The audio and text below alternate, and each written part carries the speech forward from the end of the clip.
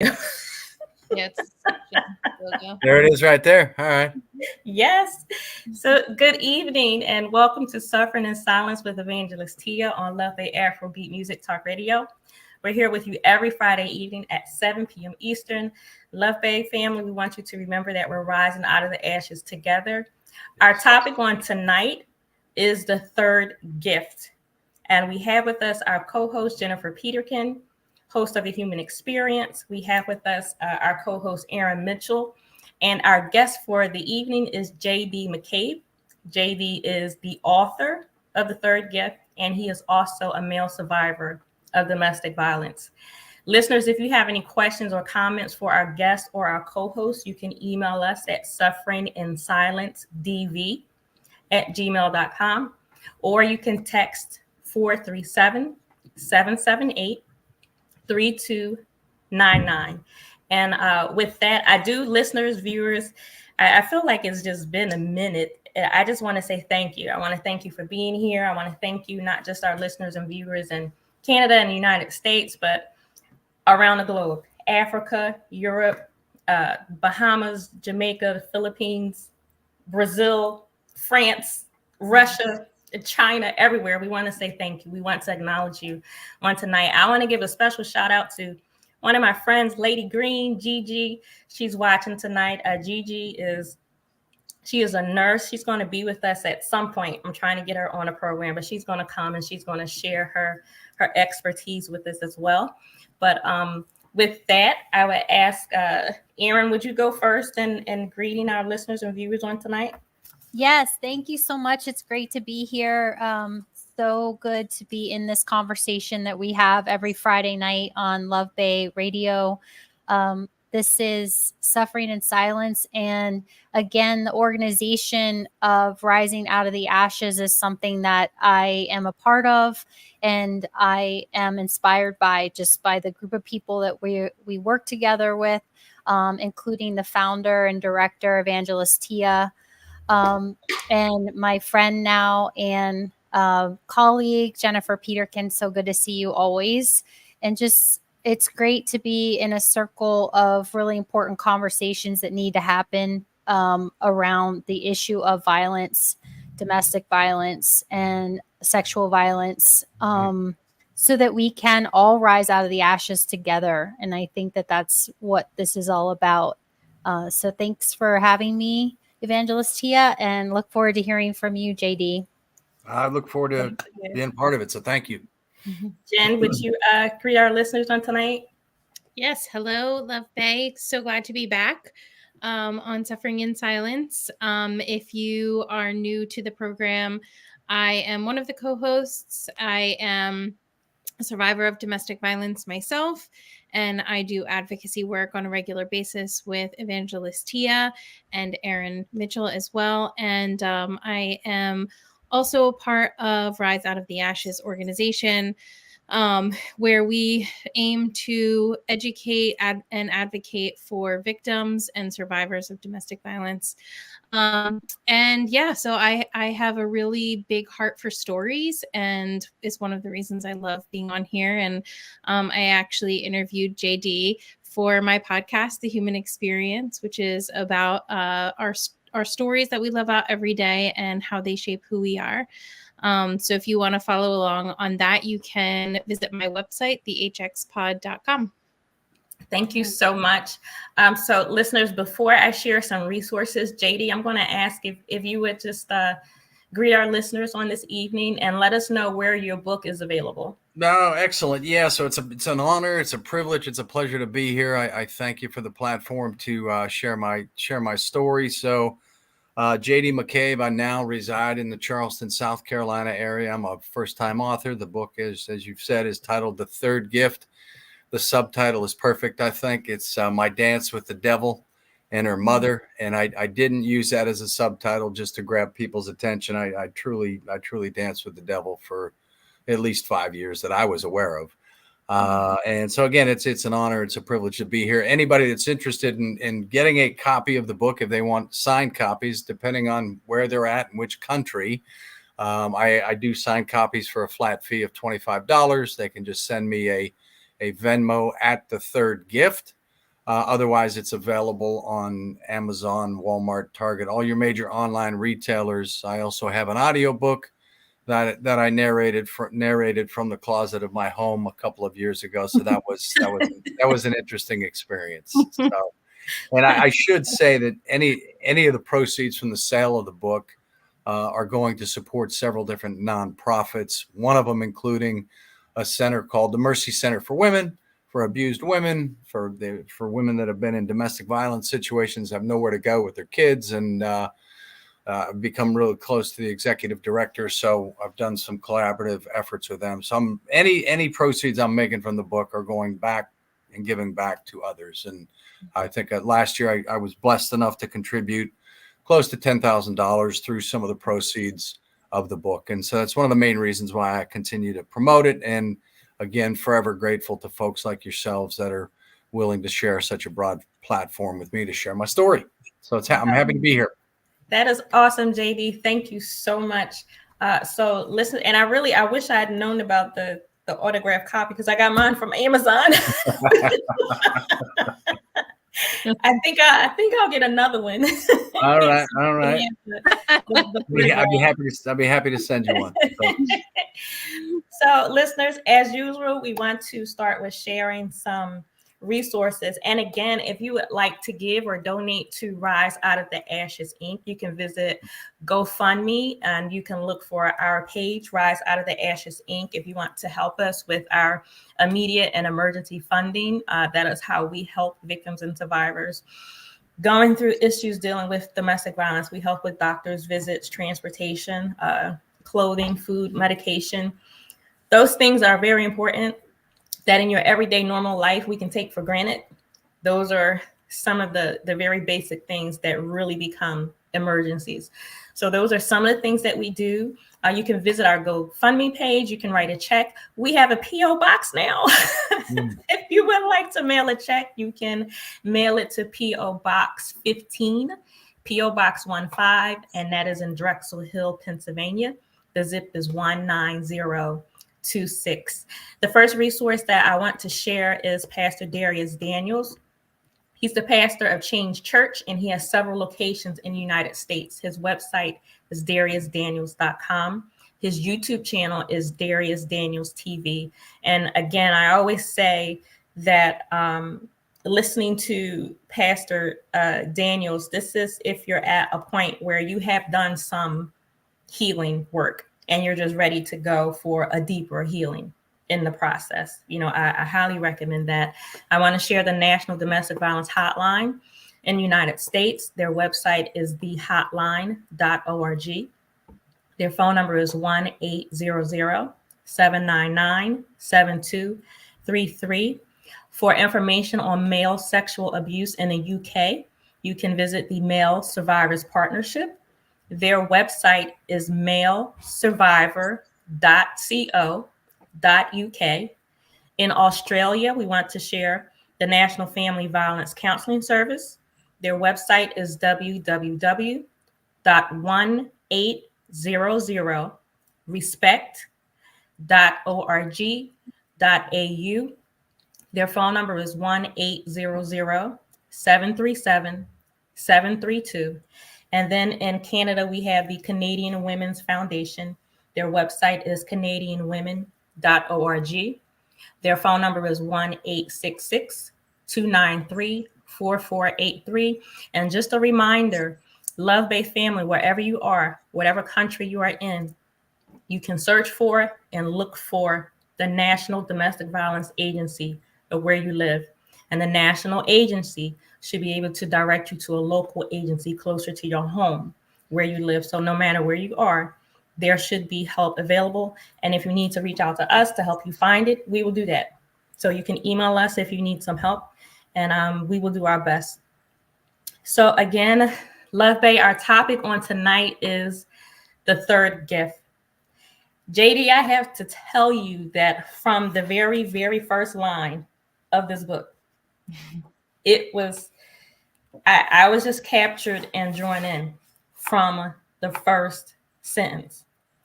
And it wasn't so much that it was a trigger. It was a confirmation to myself it was a confirmation of my own thoughts, my own feelings from my own story of what I was going through or what I had been through.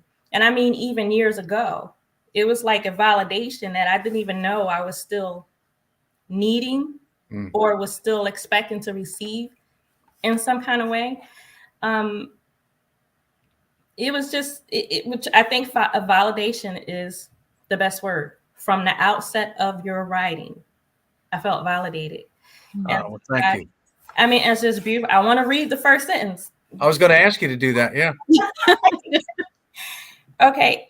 After reading what I have written here so many times, half in disbelief and the other half to stay factual, I realized that the journey is not over and maybe just beginning. Mm-hmm. When I wrote my book is Suffering in Silence. And as you know, when you write, you have to keep going back to your work because you have to proofread. You have to make sure that the grammar, punctuations are right. But because you're writing this, I know that feeling of wanting to make sure I'm telling the truth. I'm not just writing a story because I'm not just trying to draw attention. I don't want this to be like trauma porn and I'm just throwing it out there just to do it. I'm not taking my ex-spouse and throwing them under the bus just to do it. I want to tell the truth because me telling my truth is helping me. I want to tell my truth. I want to share these facts. And so that's one point. And then the other side really was, did this stuff really happen? Yeah. It was like reading my own words. It was like, did this really happen to me? And I'm looking at it. I had people who were close to me, Pastor May Davis and Mrs. Cheryl McFadden, who were either there in my story, they saw what was going on, or they were seeing the aftermath once I did leave. I had them specifically read it, these two people specifically, because I wanted them to be able to keep me truthful and honest. I didn't want to exaggerate anything. I wanted to tell the truth. And there were moments when I kind of felt guilty a little bit, like, am I blowing this out of proportion? It was like I was still fighting the words that I had people saying to me when I first started saying, I need help. This is abuse. And people were saying, maybe you're making a big deal out of nothing. So I was fighting that. And so I needed them to read my work and just to hear them say, not only did this happen, but I saw it. I saw some of this. Mm-hmm.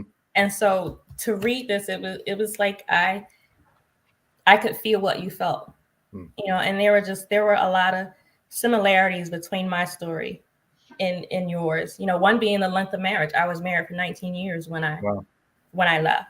And then when you first start September 2014, it was around that time when I made the decision, you know, to leave, and I started putting my plan together. You know, so I know September 2014, I'll let you, you know, take over and share, but I saw so much that I wanted to bring out, and I had so many questions. I had to force myself to stop writing questions. I'm like, I have to let this man speak.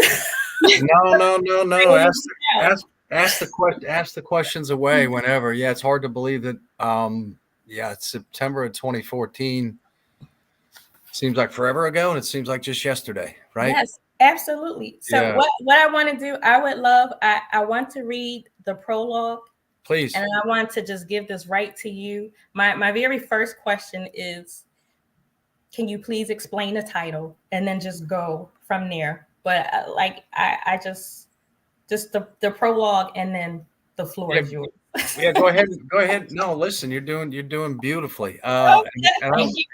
A couple of things. I'll have to pick up a copy of your book, and then secondly, please send me a link to the organization Rising Out of the Ashes. Oh, absolutely. Thank you. Yeah, because I'd like to do something, you know, whether it's today or whenever it is. I would like to support, you know, the organization in whatever fashion that I can. Go ahead and read the prologue if you'd like. Thank you. Yes. Yeah. So this is the prologue. Wake up. Wake up. The chiseled sheriff's deputy bellowed as he stood by the side of my hospital bed. I faded in and out of sleep, as he repeatedly poked me in the chest and tugged on my risk-of-flight gown. In the dimly lit room, as my assigned babysitter looked on, he recited some court orders.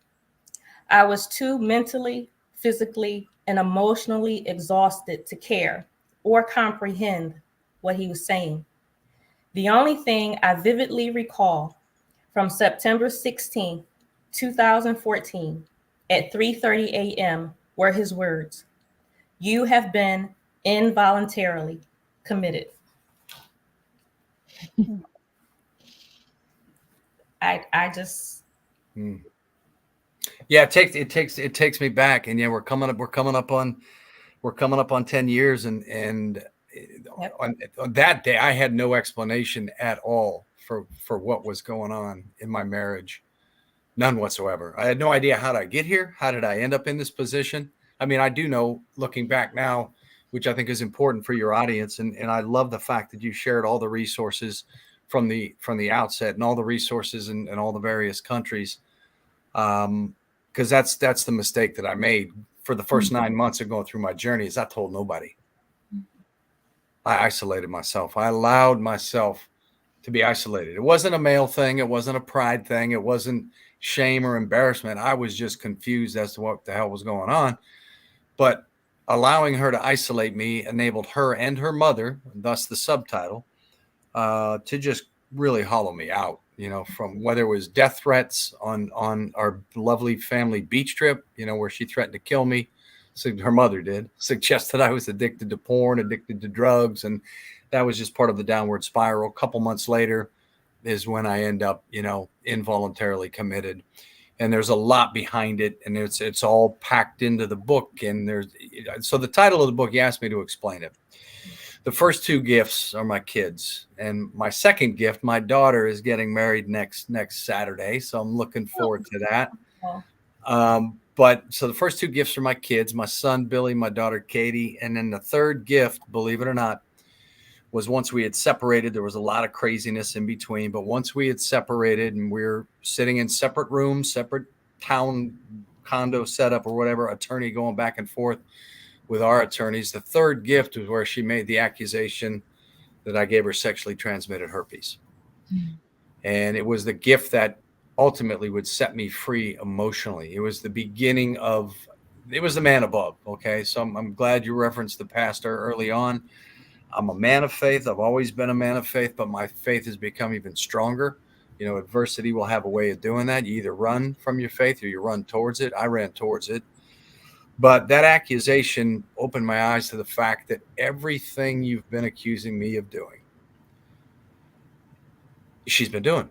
So massive infidelity, hidden prescription drug addiction. It took me a while to uncover it all, but I luckily had access to all of her medical claims and her pharmacy claims because I was paying the bills. I was the primary card holder. So I spent hours and hours and hours building spreadsheets trying to figure out what in the hell has she been up to, what has been going on. So it truly was a gift, because had she never made that, and I can't stress it enough to anybody, had she never made that, and that's where I think God absolutely intervened, had she never made that accusation, I don't know where I'd be today. I don't know where I'd be with my relationship with my kids. I certainly wouldn't have had the majority of the truth that I have today. There's no other way to look at it other than the good Lord saying, "Look, son, your marriage is over, and you're too stupid to see it." So I'm going to intervene on your behalf, and I'm going to do it in the form of herpes because I have a sense of humor. And so, yeah, I discovered hidden prescription drug addiction to amphetamines, benzos, you name it.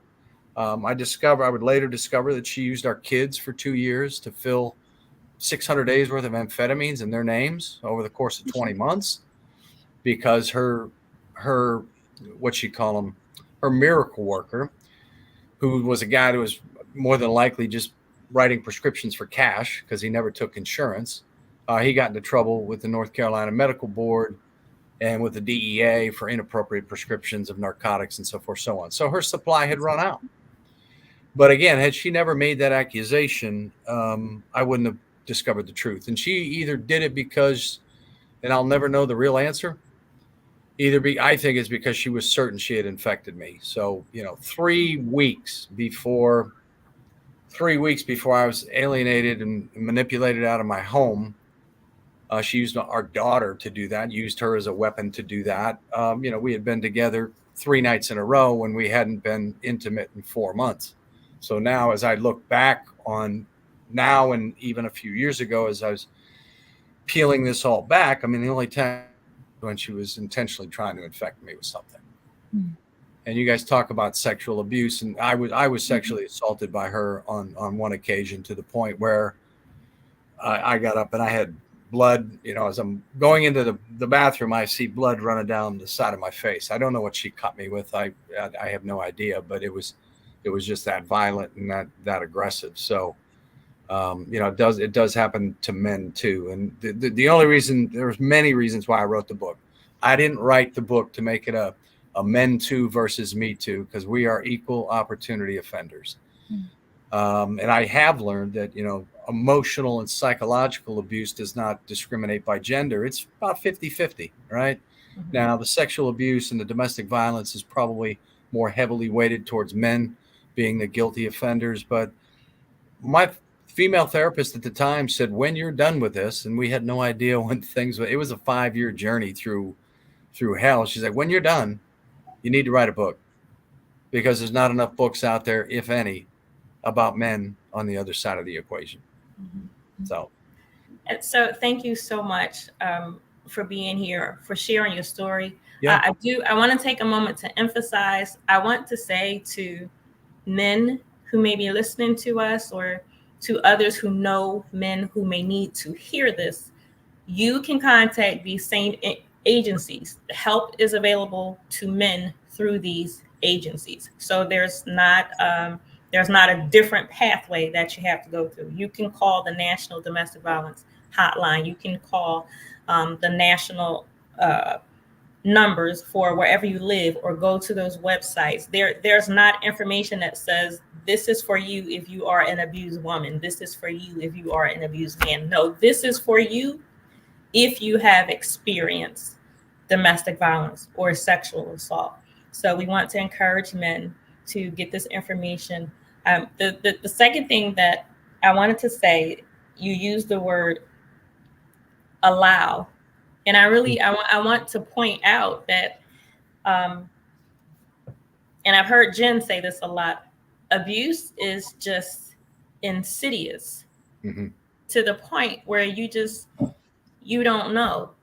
It's like you think I'm feeling this way because of what I did, because of what I caused to happen. But no, it was actually a part of his or her plan, in the long run, for them to get you into this spot. And so I think a lot of times, and I can say this because I know it for myself, I've experienced it for myself. It's not that we allowed this situation or that we created this situation. We were manipulated into. That's part of the abuse. We were emotionally and psychologically abused. It was like, I looked up one day and I had no friends. Mm-hmm. I had no friends. I separated myself, mm-hmm. from everyone. And now, being out of it, I can look back. He never wanted to go anywhere. He never wanted to be with anyone. If I wanted to spend time with friends, male or female, he had a problem. He would be jealous. He would make me feel guilty. Even in church, he would say, mm-hmm. You're over there praying with them. I want you to pray with me. Wow. You're over here talking to them. I want to go home. Let's leave.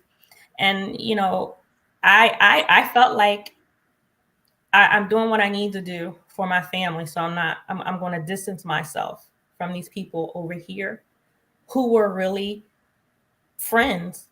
But looking back in hindsight, that was his plan. It was a part of the manipulation. And I think that that's something that we have to work through. Your point is very well taken. And I will work on changing my vernacular around that. But it was how I felt.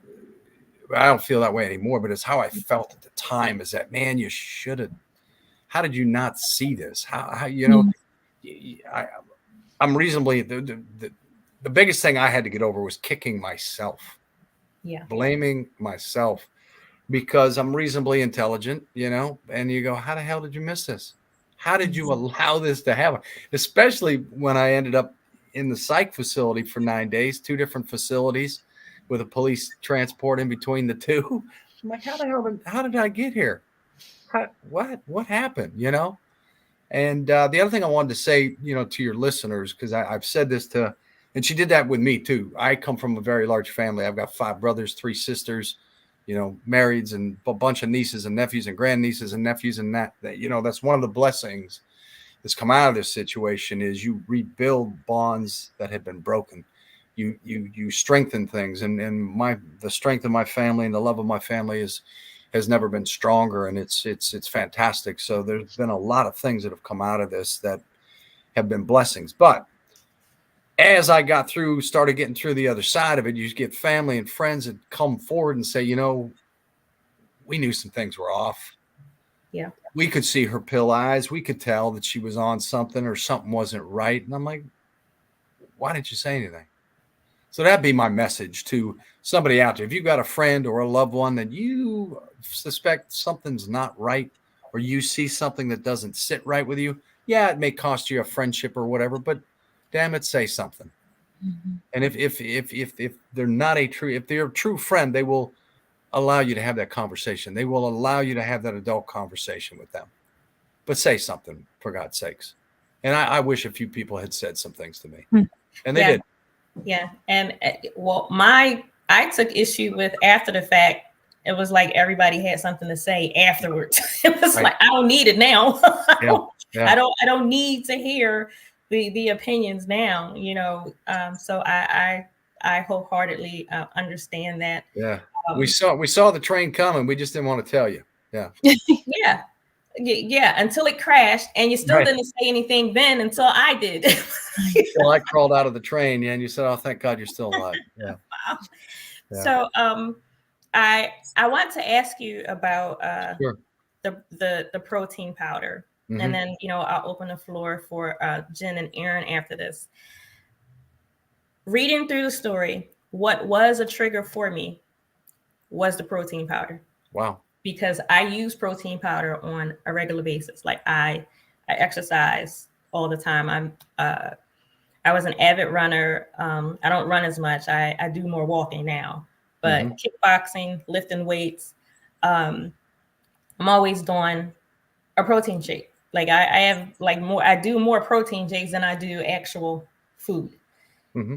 And in reading that, it was a real trigger, and it wasn't just invoking a memory for me. It was the feelings and emotions that were attached.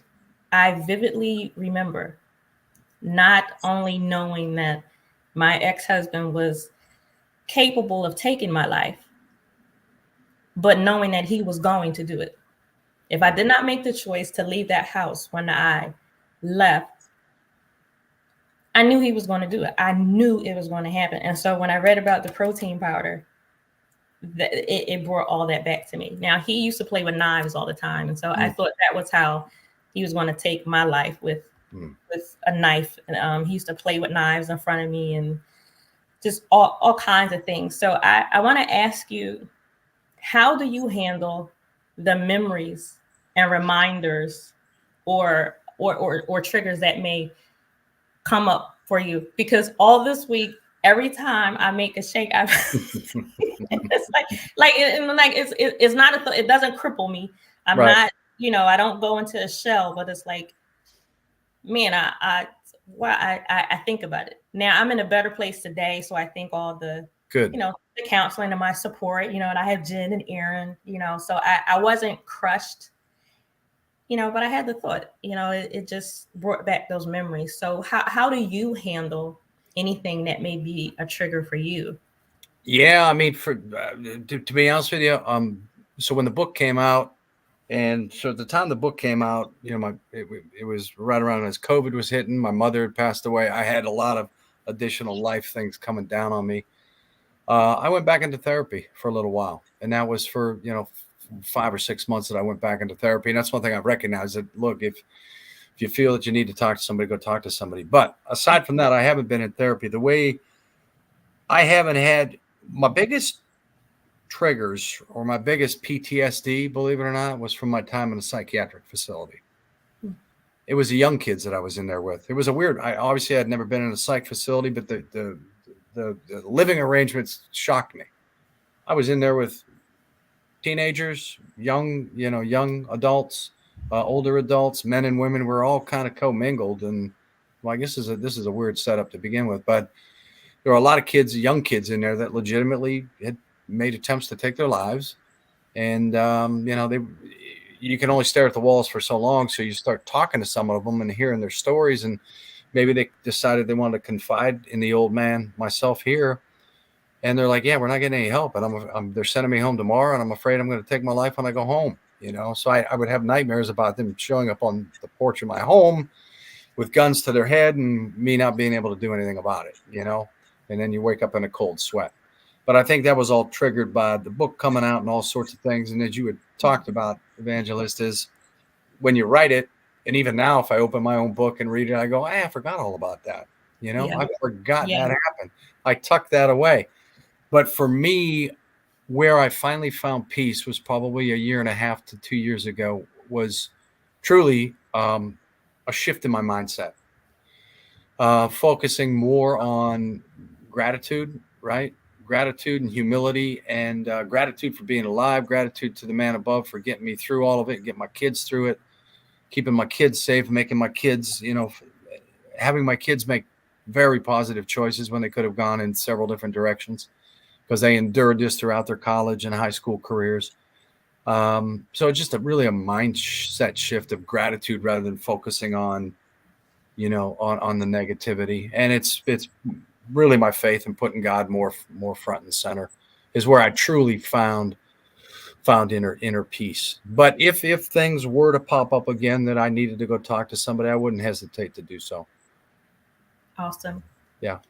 So, Erin, do you have a question or comment for JD? Yeah, thank you. I buy the pre-mixed protein drinks now. No.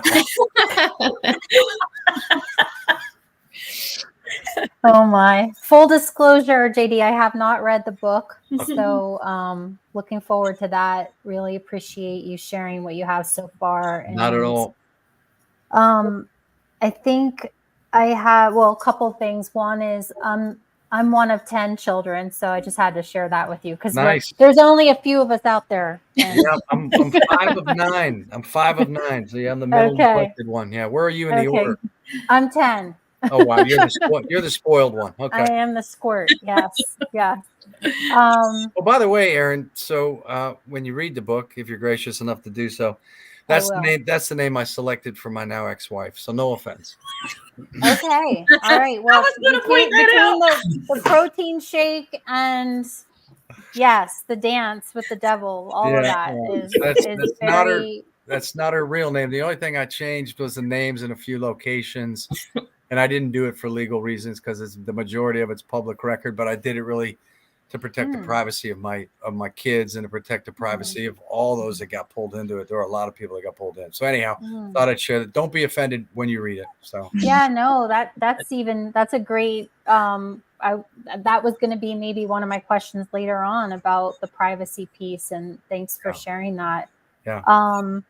I think one thing I wanted to ask you, and this may come out in the book again, but just since I haven't read it, can you share with me or with our audience around what did you break through stereotypical barriers from our culture, from international culture around women abusing men in order to share your story, or are you just really evolved and completely get that violence to anyone is wrong, but how did you get past cultural or social stereotypes that men are stronger, this doesn't happen to men? I'm saying stuff that I know is not true, but I'm just wondering where you were with that barrier and how you moved through it. Yeah, that's a great question. To be honest with you, it was never a barrier. I didn't give it a thought. Wow. You know, especially when I had my female therapist, attorneys, you name it, anybody that got pulled into our mess, and there were a lot of people. They're like, man, you need to write a book. And I would have people that would call me as I was going through it, going, look, hey, I know you're going in the middle of a nasty situation, but anything surprising happened yet? Anything new happened? You know, because there was constantly new discoveries. So people on my side said, when you write the book, including my attorneys, here's the name I want you to use for me. So it was a barrier wasn't a problem for me. Now, when I put it out on social media, you know, I expected, you know, I've had tremendous support on a lot of the platforms from men and women alike. But you know, it was some of the men that would come at me, you know, and I expected it, but they would come at me, tell me to put on my big boy pants and man up and get over it and da da da da da. And of course, I'd have to explain to them, the ones I chose to interact with, that look, I'm promoting a book here.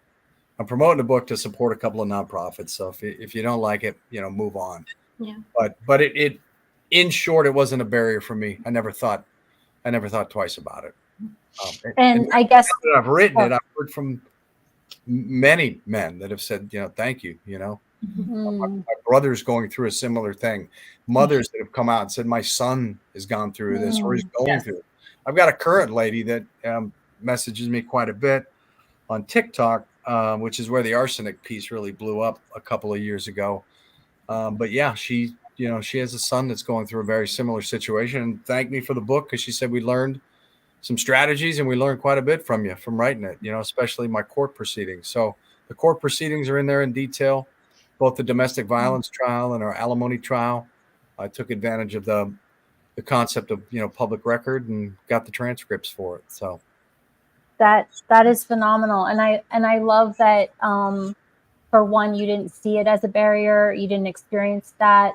And even some of the backlash that it sounds like you may have gotten on social media is not horribly impactful, because you're hearing from people that are, you know, supporting you with your story, saying thank you, that acknowledgement. And I think that just goes to show how stereotypes never work, and they never tell the whole truth. And I think when anyone shares their story like you did, that is what rings loud, you know, the truth of it, not what people perceive is a, you know, statistically, like you said, domestic violence. Maybe it's more on men, maybe it's, you know, that sort of thing. And I think that for you to just bring this conversation and lay it out on a very wide canvas for everybody to take a look at how this might be happening in their own life. Yeah. And something you said in the beginning, you said that emotional abuse is a 50-50 thing. Mm-hmm. And I really want to just acknowledge that. And I think it doesn't have to get to wanting to kill the person that you live with, right, to be emotional abuse. And we all of us have to check ourselves with how we want to unconsciously or consciously want to punish people for our own pain. Yeah. And so thank you for saying that. You're welcome. And the interesting thing with that is she played the game, you know, she played the emotional game where you pull you back in, as my brother would say. Yeah, she'd pull you back in long enough to punch you in the face again, emotionally. I would have preferred the physical violence, quite frankly, because you can see it coming. But of course, she attempted to take my life with the arsenic, which I didn't figure out until about a year after we separated. But she was a master at it, like played the game of, okay, we'll go to a therapist. And if we go to a therapist and I would try some of the things the therapist would recommend, and boom, I'd get those thrown right back in my face. You know, I think the infamous one is having a conversation with her, trying to understand what might be going on or whatever, just having a nice, gentle conversation, expressing something that I felt was hurtful to me. I could picture her today looking at me going, everything's hurtful to you. And shutting you down, you know, shutting me down. Like, I'm fine. This is not going to work. So yeah, she was a master. Yeah. Yeah. I think that's one of the things that we have to remember when we're dealing with manipulators and abusers is that you're not coming from, and I hate this word, but you're not coming from a normal perspective. You are not coming from a typical perspective. You can't necessarily anticipate the same way that you would with somebody who is playing on the same playing field that you are. Yeah. So, I mean, JD, your experience is a Lifetime movie in the making, and I wouldn't be surprised if you got a deal, by the way. Yeah, not yet. If you ever get the options for that, you know, and have you seen Gone Girl? yes. Yeah. So take out the murder and the infidelity on Ben Affleck's part. That was it. And I was in the middle of my nightmare when my brother brought it. He's like, "Yeah, that's like your situation." He said, "Don't watch that movie. Don't watch it."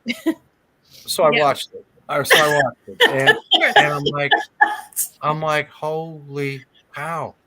This is how effective these manipulators are. And she fooled everybody along the way. Yeah. Everybody. And the only thing I will say in defense of men going into the legal system, right? And having the domestic violence case worked out great. She didn't get a restraining order on trumped up charges. And I was not nervous until I talked to my attorney. He's like, well, her getting a restraining order is not a big deal. The only problem is she can call the cops at any time and tell them you were at the house and they'd have no choice but to arrest you. Mm-hmm. And I'm like, even if I wasn't there, like, yeah, they'll come and arrest you. And I'm like, wow. And now I believe it. Now I'm going through the very broken system. But the only thing I would say is I think men in these situations, we come into the system, even the legal system, the lawyers, the judges, I think they have the inherent bias. She was able to say whatever she wanted, and she dragged her family and a few of her long lost friends that she pulled out of the woodwork to testify about how controlling I was with no evidence or nothing to substantiate it. And it was all accepted by the judge, by the female judge. So I think we come in with an inherent bias, but whatever, we've lived to fight another day. So, I think what's interesting too is that I really do think it harkens back to talking about what level people are communicating on, because I've heard horror stories from both men and women going through the legal system, and going through this in the smoothest way possible is awful. Going through this and dragging it out in court is horrifying. Yes. But I think, again, it's like you come to the table and all you want is to be able to walk away intact, right? Yep. Like at that point, you're coming to the table and you're like, I just don't even care anymore. Like, take whatever you want. I need to go. Like, I just want to be away from you. Yeah. But you're still telling the truth. And these abusers, what we fail to recognize systemically is that they're willing to say and do anything to get what they want. Absolutely. And so I think, male and female, if they are the abuser, the lengths that they are willing to go to have the outcome that they want, I mean, they are literally willing to kill for it. Yep. So we cannot overstate how dangerous they are. And then all of the sudden you get into a courtroom, you think that goes away? Absolutely not. That same energy is there through the whole process. And it's even heightened. Yeah. Yeah. It's heightened. Sure. And I think the problem with the legal system, in their defense, I guess I'll come to their defense a little bit. I think they're just desensitized by it. Sure. They see this day in and day out. Yeah. They're just like, another one, another nutty family, another manipulator, another abuser, whatever. I'm overworked. I remember in my case, we finished up, and the judge is like, I'm going to need 4 or 5 months to take this under advisement. I'm like, 4 or 5 months? It's like, I get one admin day a month. I'm like, okay. So we're going to have to wait 4 or 5 months for a ruling so I can decide if I like the ruling. If I don't like the ruling, what am I going to do with it legally? And, oh, by the way, do I have any money left? Probably not. Yeah. And that's the other thing, too, is for them, both men and women. And that's why, again, I'm glad. I hope some of the resources that you've shared also include like free legal assistance or free legal guidance or whatever, because I was, my retirement fund got crushed, but I had a retirement fund. I know a lot of people don't have a retirement fund. I know there are both men and women alone that don't have the means to fight for themselves and don't have the means to go through the fight for child custody or whatever the case may be. So I look at, and this is where the gratitude thing comes in. And this is where I told my kids as we were going through it, I'm like, look, no matter how bad you think we have it, there are millions that have it a lot worse. Mm-hmm. We don't have it so bad. It's a concept of relativity, and this is what kept me sane. This is what kept me going. It's like, yeah, you could fall down in that victimhood, and I could fall down the pity pit real quick. And I did on occasion, and you pull yourself back up as fast as you fell in. But so there are a lot that don't have the resources, but I think the court systems, again, they're just so numb to it all. They are. First, I do want to say that if you contact the domestic violence agency, there are other resources available through those agencies. So domestic violence agencies should be able to connect you to resources if you're dealing with family law, if you're dealing with custody, if you're dealing with alimony, child support. So it's like you go in and your situation should be assessed, and whatever you need, that is what the agency is supposed to help you get, even if it's connecting you with another agency. Everyone that comes in is not going to need shelter, but some people are. Yep. Everyone who goes in is not going to need finances, but some people do. Mm-hmm. And so the agency is not there just to talk about the immediate experience that you just had, but we need to make sure that you're safe right now. Okay, yep. We get that immediate plan together. Now, what do you need going forward? So it's not a one and done. That is what a good agency does. That is what they should do. In Philadelphia, there is an agency called Women's Aid. They deal specifically with law, helping women to deal with the law. So you can search for agencies that are specifically for that, or again, go to a domestic violence agency, let them know what you need, and ask them to connect you with the resources that they have. And then my personal thought on the judicial system, dealing with DAs, dealing with police departments, I know that it is a tiring job. I know that they see some things that are harrowing. They see some things that are really tough. And they need breaks. They need help. I understand that. But at the same time, this is your job.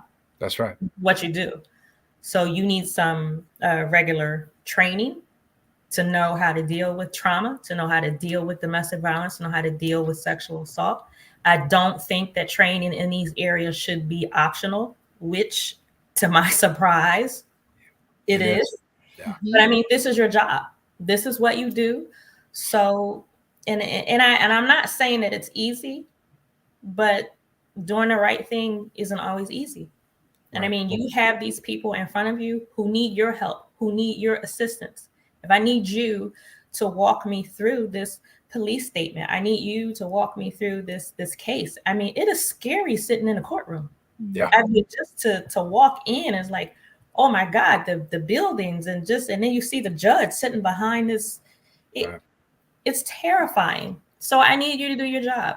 You might not feel like it, but I need you to be on your game. That's what you're there for. So, and I'm not saying that it's easy, but it should be done. Yep. But I wanted to ask you, JD, because you specifically mentioned having a female therapist. Mm-hmm. And I know that there are some men who come to me to be counseled in these areas dealing with domestic violence because I am a woman. Now, there are some areas or some men that I have dealt with, I helped them as much as I could, but I could clearly see they needed to speak to a man. Now, a man who was trained to deal with trauma and who understood, domestic violence and who understood sexual assault, But at least in some of the men that have come across my path, I could see they actually really did need to speak to another man, but they were fearful of it because they didn't want to be embarrassed. Did it make a difference to you if you were speaking to a male or a female therapist? No, it didn't. It didn't. And I will say that, I had a male therapist as well. He was my psychiatrist at the time. He wasn't very good at psychotherapy, but he was like, yeah, I could do your psychotherapy too, along with your med management. So I'm like, that's fine. That way I don't have to bounce all over the place. But it was my female attorney that recommended this female therapist, but I wouldn't have either. I wouldn't have a problem either way. And what I liked about her is experienced in very knowledgeable about gaslighting and NPD and borderline personality disorder and so I had her throughout my journey throughout the courts and through post courts and whatever. She predicted everything that would happen, including I was alienated from my daughter for 2 years, so if things weren't bad enough, and this is why next Saturday will be very emotional for me. She's been back in my life for 8 years now. Mom's nowhere in the picture, and we can get into that, whatever, now or another time. But it's my favorite chapter in the book when she came back into my life. Chapter 19. I don't know if you got there, Evangelist, yet, but it's titled "Hi, Daddy." So she was old enough to recognize that there's something not right with Mom here, and she reached out to me after, again, for us being kind of very estranged for 8 months, but pseudo estranged even when I lived in the home, especially when I came home from the psych facility. She really wanted nothing to do with me, and I didn't blame her. Because of everything that she was thinking about me that she had been told. She was 15, 16 at the time when all this went down. So I appreciated the female perspective from my female therapist side. She was very good, very knowledgeable. So that is good to hear because I think, and again, with some of the men who have come across my path, I think they were limiting themselves because they were specifically just looking for a female therapist out of fear. So it was like compounding more fear on top of what they already had. They were limiting the help that they could possibly get because of the shame and because of the stigma attached to it. So with that, I would ask you, what do you say to men who find themselves in an abusive relationship or marriage, or who may be coming to terms or just like trying to figure this out? Because again, you said it was 5 years. For me, I was in my marriage. It didn't start off abusive. It wasn't. I was years into it, before I realized this is not right. Something is off. So when I was 17 years into it before, and looking back now, you go, well, were you really as happy as you thought? But your point of reference at the time, right? And you go, well, yeah, we were happy, we were stable. And being in a very healthy relationship that I've been in for the last 4 years, I would say, nah, you weren't that happy. But the thing I would say to any of the male listeners, first of all, again, don't isolate yourself. Find somebody to confide in, whether it's religious personnel, whether it's a therapist, whether it's family, friends, somebody you can trust to keep you grounded in your objectivity. If I would have went to one of my brothers, and my brother Al, he's my hero. Him and his wife. I like Al. I like Al. Yeah, they stood by me 24/7.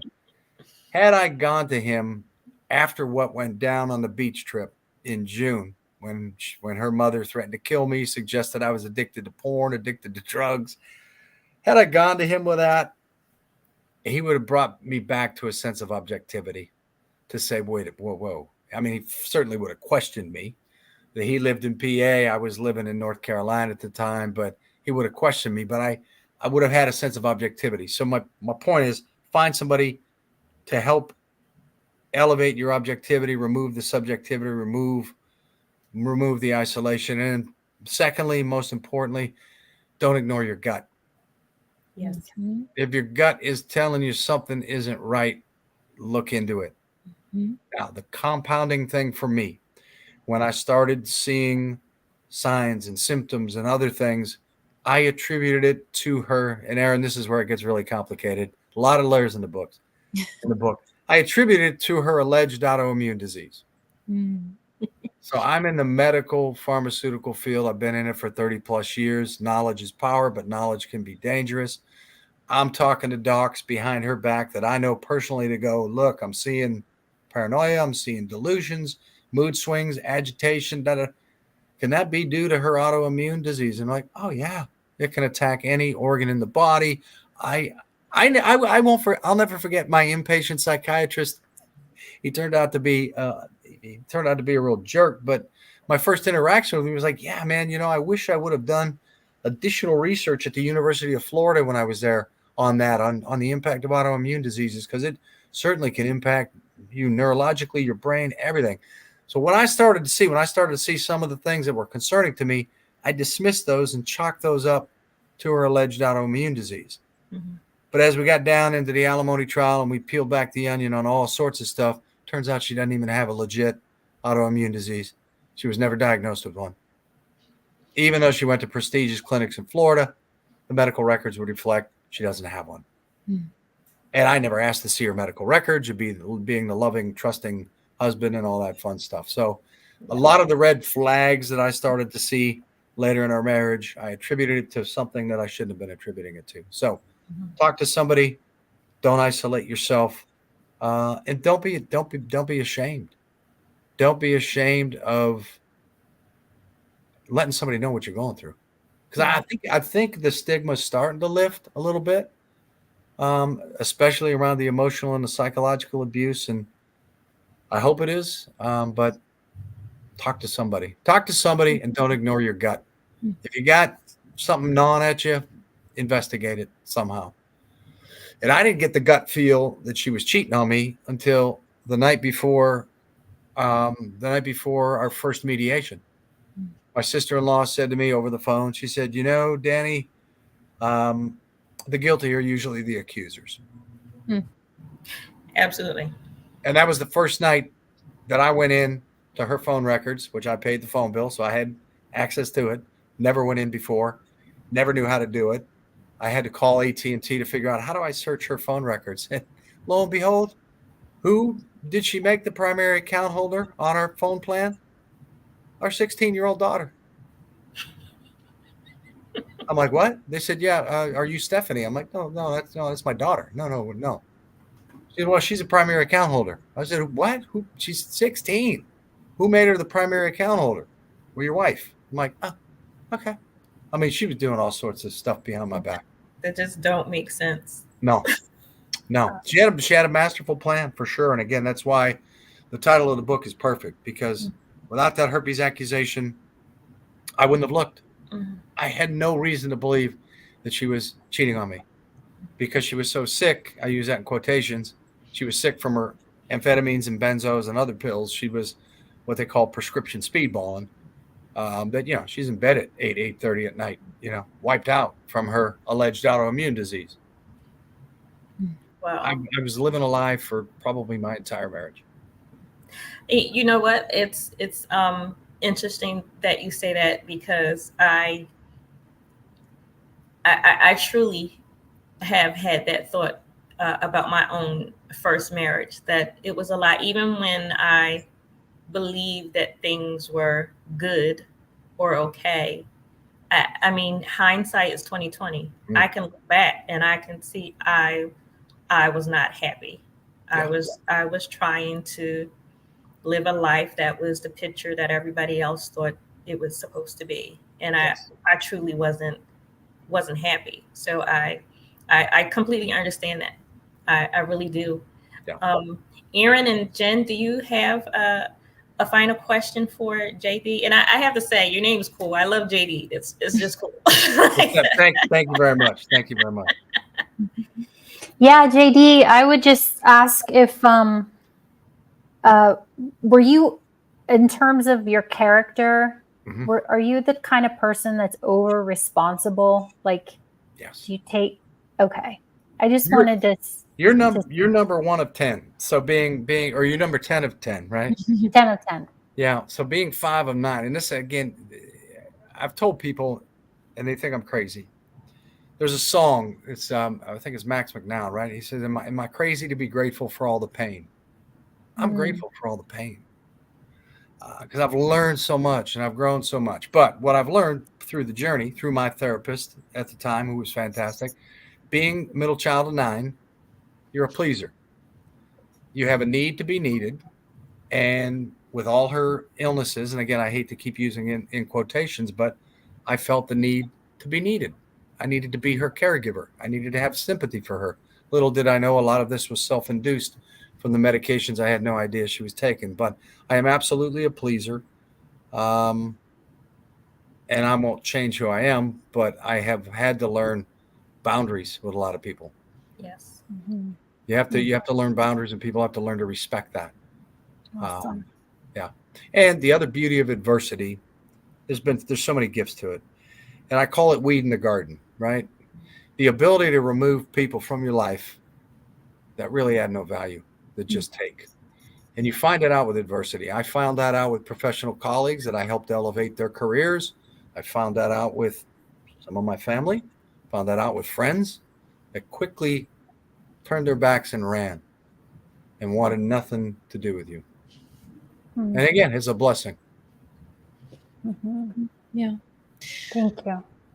I think I don't have I mean, I have a lot of questions, but I don't have a question, more of a statement. Just, I really appreciate how open you are to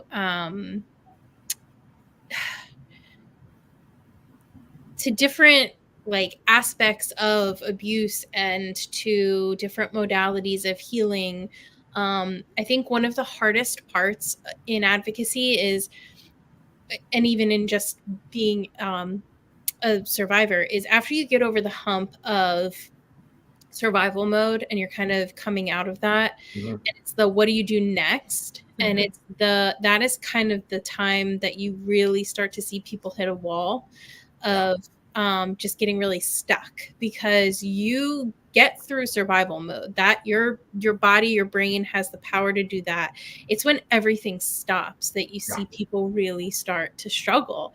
And I have seen so many people who have tried therapy, one therapist, and have like given up because it didn't work for them. And I get it. It's a lot. It's frustrating. You already feel so exhausted.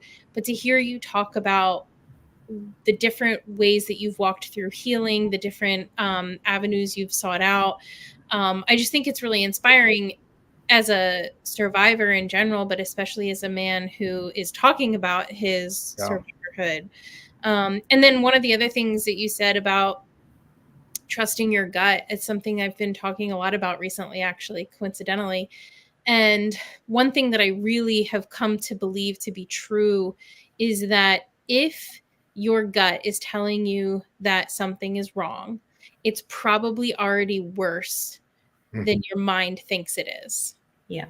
Right. So like we have a great way of talking ourselves down from things and without any outside influence. And so I think when we get that gut feeling, it's really an indication that things are further along than we think they are. And they were. Yeah. So trust your gut. Yeah, trust your gut for sure. Yeah. The other thing I will say, and there was an excellent. Listen. I'll come back anytime. I've absolutely enjoyed this platform and the conversation and the Q&A. And at the end of the day, whether you have, and again, and it's no offense, hopefully you get through social media, when you put your story out there, you get every shyster in the world that wants to come at you and help you and be a man's coach and do this and do that. And ultimately, yes, you need therapy. You need someone to talk to and all that. But ultimately, you've got to make the decision. You've got to put in the work. You've got to shift that mind to where it's, all right, I'm going to go from being poor me and the victim to let's be grateful for this opportunity of freedom.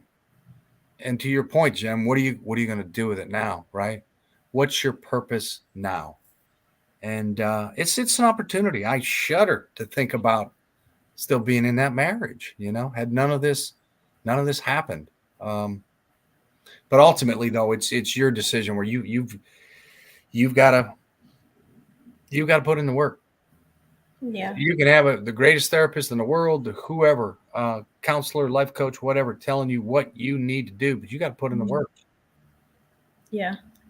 And I just want to, I'm going to piggyback on what you said, Jen, about the next. And then JD, we're going to give you the final words of tonight in Love Bay. JD is absolutely going to be back with us. He will be back with us next October. October is Domestic Violence Awareness Month. So we already worked that out. All right. Yeah. But I just want to piggyback on that next. There is a next. You know, you do get through survival mode. There comes a point when your life, your mind, your heart, you will settle down. You do have to do the work. You have to put the work in it. But there is a next. And when you get to that next, there's a next after that. So whatever goals you create for yourself, it doesn't always have to be about, I have to go and see the counselor. Right. No, it could be, what am I going to do for myself right now? Am I going to go back to school? Am I going to purchase a nice item for myself? Am I going to take a nice trip? How are you going to focus on yourself? So the next really is you continuing to build yourself and move forward. Yeah. And your next could be rebuilding your support system. I tell people all the time, if I am in your life, you should see some improvement somewhere. If I'm not helping you in some kind of way, what's the point of me being in your life?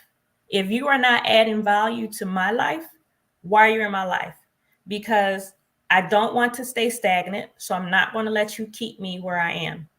I'm definitely not going to let you pull me backwards or pull me down. So we need to be moving forward together. So are we moving forward together in our exercising and eating habits? Are we moving forward together in our careers? Are we moving forward together in ministry? Are we moving forward together and planning our trips? Are we going to go around the world? What are we doing together that's moving forward? Yeah. If you don't see some positivity, and it doesn't have to be about spending money, but it's joy. I shouldn't see you coming and like, oh my God, I can't deal with him. I can't deal with her. It's. I could have stayed with my ex-husband for that. You know what I mean? So next can be scary, but next is also beautiful. Yeah. Next can be what you created to be, and next can be fun. You know, Erin, I remember when my next was the Camaro. Now my next is going to be a Lamborghini. That's on my list. Wait, and I have to tell you. Oh my gosh. I thought about another next. I so long I wanted to learn to ride motorcycles. I forgot that was what I wanted to do. And I remember that was something that my ex-husband and I, we were supposed to do it together. We were supposed to learn. And I remember I had the manual to get my permit. You know, I started studying. I bought a helmet. I had a pink motorcycle helmet with purple butterflies. Nice. Signed on it. And I was so excited. And then he started saying things like, well, you'll probably get a bite before I do, you know, because I can't do it. And it just turned into a bad taste in my mouth. Like I don't want to do it. Because he manipulated the situation, because it was something I was really excited about. I was really happy about it. And that was another thing that he took and he twisted it. But I started thinking about it again this week. I'm putting that back on my list. Yeah, Tia. I don't know where a Lamborghini is going to come from. I don't know where a motorcycle. And I want a Honda Sport Bike, black. I just. There you go. Just be careful. Wheels. Yes. Just be careful. It can be anything you want it to be. It can be, and you know what? Even if I don't do it, it's beautiful to think about. It's fun to think about. It makes me feel good. It makes me laugh. You don't have to be in a bubble where you're crying and feeling bad. I think there are times where you need to shed your tears, but you move through it.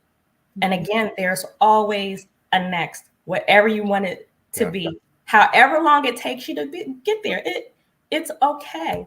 So, JD, I want to thank you so much for being here with us tonight. This was just amazing. I really appreciate your voice and letting men hear and see that they do have a next because you stepped into your next. And I do want to give you the final word on tonight. We're speaking to our Love Bay family around the globe, but tonight we want to remember the men. So I'm going to ask you, what would you leave our Love Bay family with on tonight? Oh, this has been absolutely enjoyable, and I'll be happy to do it again. If you want me to come back before October, just let me know. But anyhow, I will leave you with this because folks have, and again, this is on the social media stuff, right? Some will say, move on, move on, move forward. My message to the men that are listening is that, and even to the women, it's okay to look back. People say move forward, don't look back, don't look back. You're dwelling on it, you're hung up on it. It's like, no, I'm not hung up on it. It's okay to look back, to recognize how far you've come. And whether it's one step, two steps, whatever it is, look and applaud yourself for the progress that you are making. I remember when I had to force myself, and I'm not ashamed to admit it, I had to force myself long enough to put the beer bottle down to get back into the gym, because I was self-medicating a little too much and pushing myself to get back into the gym. Couldn't lift very much because I wasn't very strong at the time because I had lost so much darn weight, but just the baby steps, recognizing that, doing something that you can feel good about yourself at the end of the day. And so it's okay to look back, to see how far you've come. And the closing thought would be to your next point, Evangelist, is he will put you where he wants you to be. Yes. So he didn't want me in that marriage anymore. And he had to physically slap me across the face and put me where he wanted me to be. This has been tremendous, and I've enjoyed this. So thank you. So thank you so much, JD. I appreciate you being here. I'm already looking forward to the next time, and it probably will be before October. We're going to keep October, but October. Not doing here before that. That would be great. Thank you so much. Thank you, Love Bay. If you want to catch up on previous episodes from our program, you can visit our YouTube channel, Suffering in Silence DV. We thank you so much for joining Suffering in Silence with Evangelist Tia on Love Bay Afrobeat Music Talk Radio. We're here with you every Friday evening at 7 p.m. Eastern. And JD, before we go, tell us again where we can get your book, The Third Gift. Perfect. And again, thank you. So if people want a signed copy, it's flat fee at $25. They can Venmo me at The Third Gift, or it's available on, Amazon, Walmart, Target, all your major online retailers. There's an audiobook, ebook. And the audiobook, I narrated that myself. And again, I'd reiterate that any of the proceeds from the sale of the book are going to support several different nonprofits. So trying to do some good with an awful situation. Awesome. Thank you so much. Love Bay, thank you for being here. Remember that we are rising out of the ashes together. Have a good evening. Thank you, ladies. Thank you. See ya.